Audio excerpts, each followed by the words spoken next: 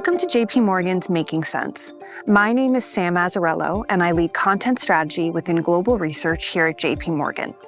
Today, we're airing a conversation that took place last week featuring Natasha Kaneva, head of global commodities research, Greg Shearer, head of metals research, and Otar Dgebuadze from our natural gas research team. Together, they discuss recent events in Venezuela and their potential long-term implications for oil, gas, and metal markets, especially if Western investment returns to help rebuild the nation's infrastructure. With that, let's turn it over to Natasha, Greg, and Otar. Recent events in Venezuela, specifically U.S. military operations on January 3rd that captured Nicolas Maduro, so far have had limited immediate impact on global commodity markets. Potential implications, however, longer to medium term and relate to potential future supply increases in oil, gas, and metals if Western investment returns to rebuild the nation's infrastructure.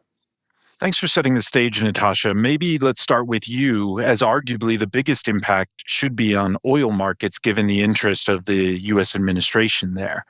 President Trump today is meeting with nearly 20 executives from the largest U.S. oil and gas companies at the White House to discuss rebuilding Venezuela's energy sector. What do you think the potential impact will be in oil? Yes, Greg, agree. And we continue to maintain our view that the regime change in Venezuela would immediately represent one of the largest upside risks to the global oil supply outlook for 2026, 2027, but arguably even beyond. So with a political transition, we believe that Venezuela could raise its oil production to about 1.3, 1.4 million barrels per day within 2 years and potentially even reach 2.5 million barrels per day over the next decade. So today, the country is producing about 750 kbd. The interesting part of that is that the feedback to our research has been that our numbers are too low, that at least, the numbers being discussed are substantially higher than what we put in writing. So this administration is clearly very serious about that. As you pointed out today, the President Trump is meeting with biggest oil and gas producing companies in the United States. They want the companies back into the country operating and increasing production. Secretary Burgum, Secretary of Interior, and Secretary Chris Rice, Secretary of Energy, are tasked with encouraging U.S. energy companies to return to the country and to start investing in its infrastructure. So hence, there is a lot of interest even from the smaller and private equity players to get access to the country. So this is just on the production side and in terms of the additional supply, the numbers we're looking at. But arguably, the biggest impact is actually geopolitical because combined oil reserves from Venezuela, Guyana, and United States would give the U.S. about 30% of global oil reserves if consolidated under its influence. So what that means, if you take a look, actually, the second largest country after that, it's Saudi Arabia, was about 12 to 14% reserves. What that means is that the shift could give the U.S. a greater influence over oil markets, potentially keeping oil prices within historically lower ranges between $50 and $60. It definitely would enhance energy security of the U.S., but at the same time, it will reshape the balance of power in international energy markets substantially. So our belief is these dynamics, the more supply coming on stream in the medium term, but also there's, shift in the geopolitical power dynamics that they're not currently reflected in the back end of the oil futures curve. We understand clearly right now we have a lot of news coming out of Iran over the last 2 days, but just in general, our view is that this additional volumes coming from Venezuela should be reflected in the forward curve. So, Otar, staying on energy sector, clearly it's a big oil reserve that the country has. So, some of the questions we have been receiving from the oil perspective is that, okay, if Venezuela would be producing those oil volumes, what are the amounts of the, associated gas you're looking at? Can you please walk us through the numbers you're looking at from the country? Hi, Natasha, and thank you for having me. Yes, so in addition to its vast oil reserves, Venezuela also has seventh largest gas reserves in the world. However, the production currently is predominant is 100% consumed in the country, and none of it is exported. With the right circumstances, we see some impact from Venezuelan gas on global gas and LNG markets, both in the near term and more in the medium to longer term. So in the near term, we see two primary channels via pipeline exports of Venezuelan gas to neighboring countries. So first of them is to Trinidad and Tobago, which is a small island in Caribbean, which is an established LNG exporter. However, their domestic gas production and accordingly feed gas for LNG is declining, and their facilities are operating below capacity. The option of Venezuelan gas to backfill Trinidad and Tobago's LNG facilities has long been discussed, and there has been some preliminary approvals from the U.S. government as well, which then however, the progress has been relatively slow. We think that with the new regime that's evolving, this project can gain its steam and this project can go ahead, which will result in about 6 BCM a year of increased output in Trinidad and Tobago's LNG facilities, and up to 10 BCM a year of additional output if one of the trains which is currently idled is operationalized again. The second channel we see is either through exports to Colombia, where there is already an established pipeline connection. However, this has been historically used to export gas from Colombia to Venezuela, with the original intention to reverse it later, but the pipeline has been idle since 2015.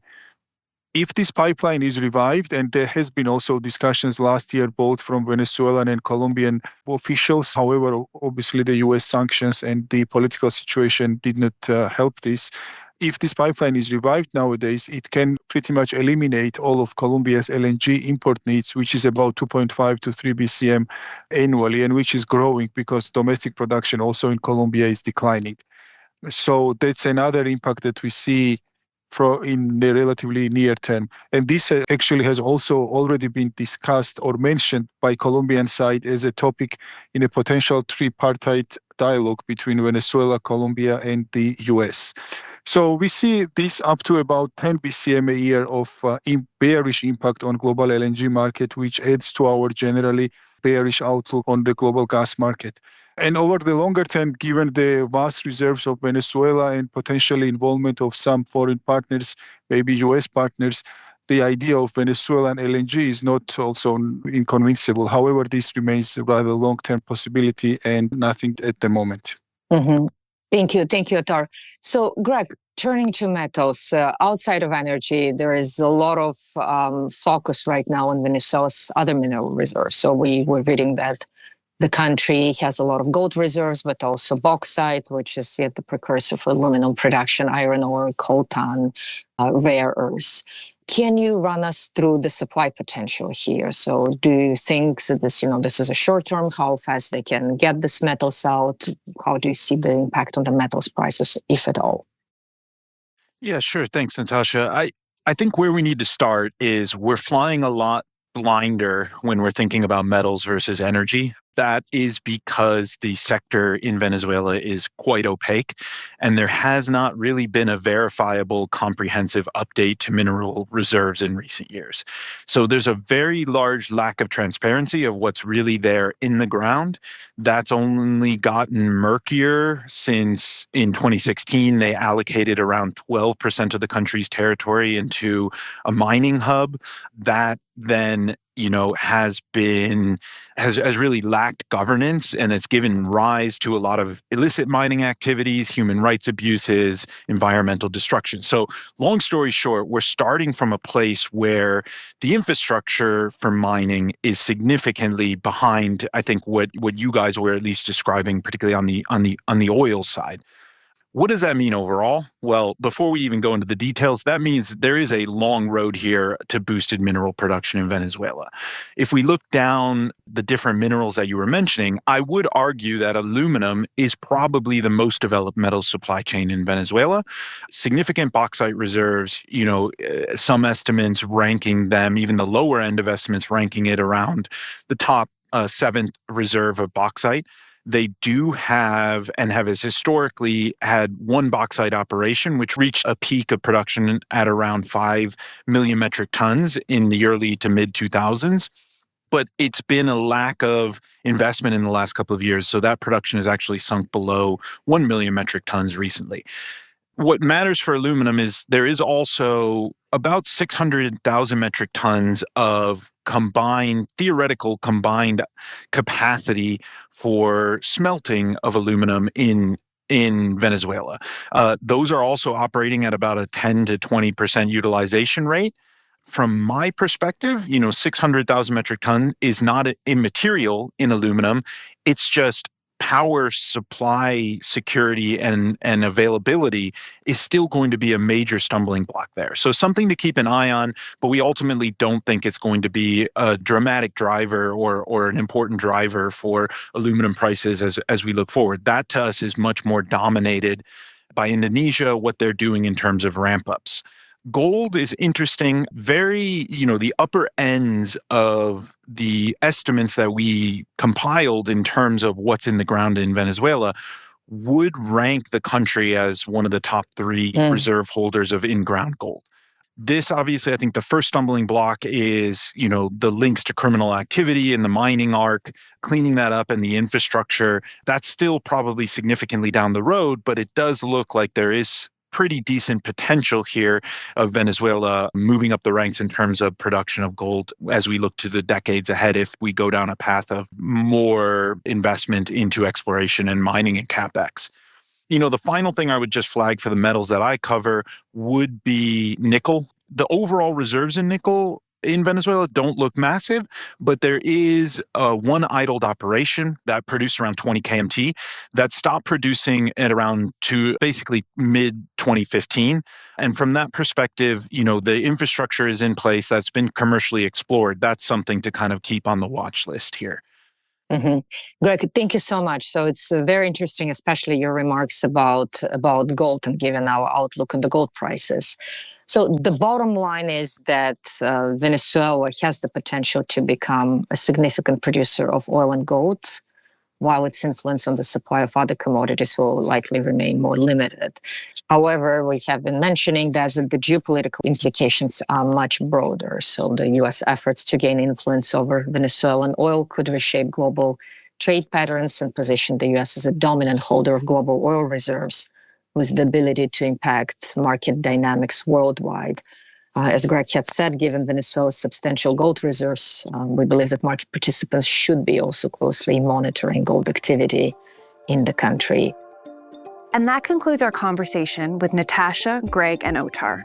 Be sure to stay tuned to JP Morgan's Making Sense to stay up to date on the latest trends and developments impacting the global economy. Thanks for listening to Research Recap. If you've enjoyed this conversation, we hope you'll review, rate, and subscribe to JP Morgan's Making Sense to stay on top of the latest industry news and trends. Available on Apple Podcasts, Spotify, and YouTube. This communication is provided for information purposes only. For more information, including important disclosures, please visit www.jpmorgan.com/research/disclosures. Copyright 2025 JP Morgan Chase & Company. All rights reserved.